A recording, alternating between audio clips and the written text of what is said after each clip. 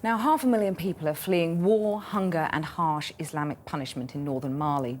An al-qaeda takeover there has triggered the exodus, with 100,000 of them turning to Mali's neighbour, Mauritania.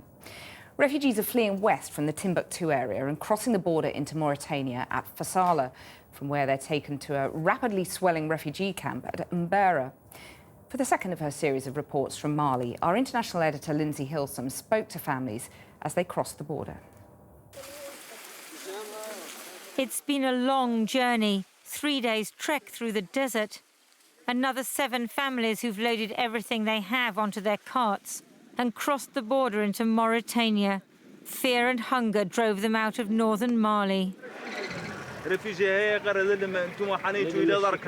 tell their story to the police chief in the border town of Fassala.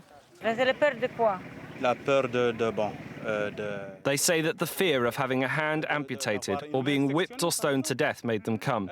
They will not accept these things.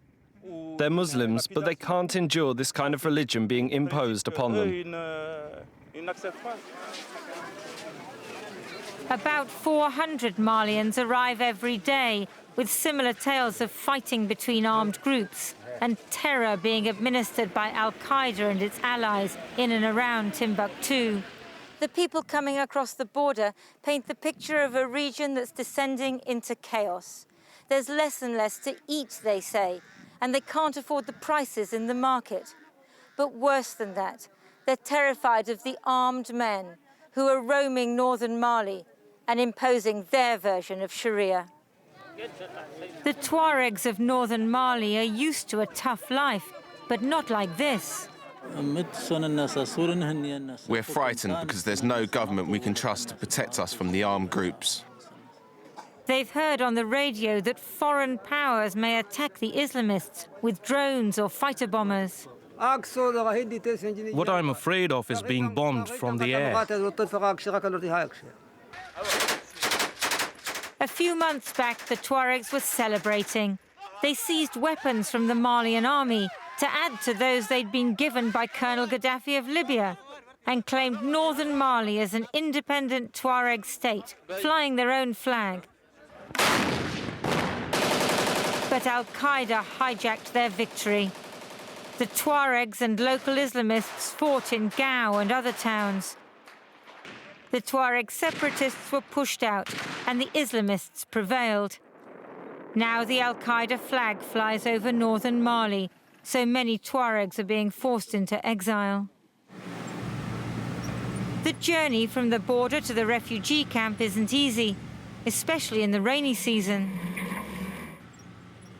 Pastures new, but not for the refugees, who face a life of uncertainty.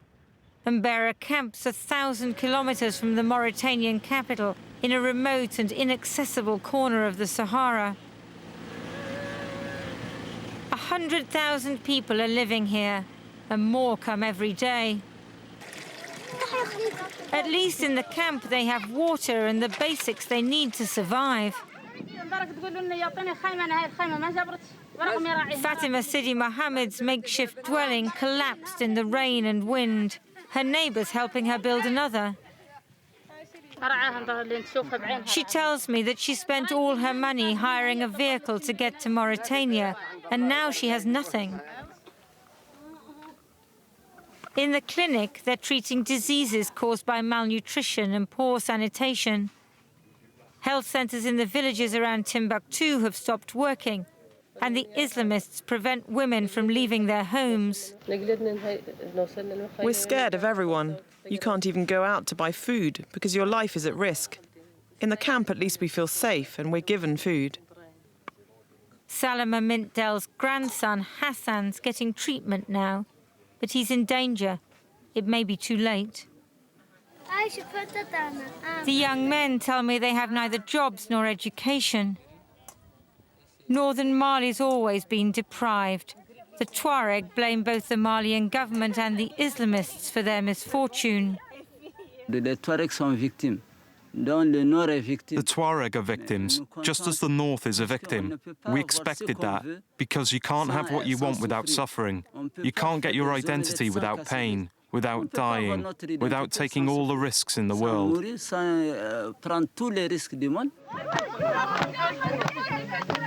Refugees gather to listen to the griot. It's a traditional form of storytelling through music. The Islamists have banned musical instruments and singing. Here in Mauritania, at least the Tuareg are free to tell their story, how they fought for independence, but got exile instead. Lindsay Hilsum, Channel 4 News, Mbera Camp, Mauritania.